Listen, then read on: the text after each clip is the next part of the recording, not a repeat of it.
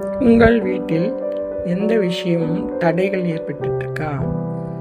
எதுவும் என்னால் பொறுத்துக்க முடியல, எந்த விதத்திலும் எனக்கு வெளிவர முடியலன்னு ஒரு மனக்கவலை இருக்கிறவங்க, ஒரு திருமண தடை, வீட்டில் எல்லாமே ஒரு பிரச்சனை, சண்டை சச்சரவுகள், சொந்த பந்தம் எல்லாமே ஒரு விலகி போகிற தன்மை இப்படி இருந்தால், செவ்வாய்க்கிழமை அன்னைக்கு அம்பாள் கோயிலில் ஏதாவது ஒரு அம்மாவுக்கு, அது பத்திரகாளியாக இருக்கலாம், எந்த அம்மாவாகவும் இருக்கலாம், ராகு நேரத்தில் ஒரு அம்மாவுக்கு நீங்கள் ஒரே ஒரு நல்லெண்ணெய் தீபம் போட்டு செவ்வரளி பூ வாங்கி அம்மா பேர்லேயே அர்ச்சனை பண்ணுங்கள்.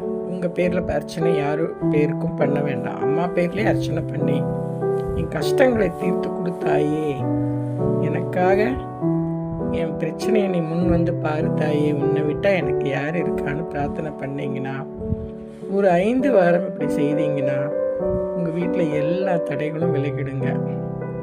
முதல் உங்களுக்கே மாற்றம் தெரியும், மன நிம்மதி கிடைக்கும்.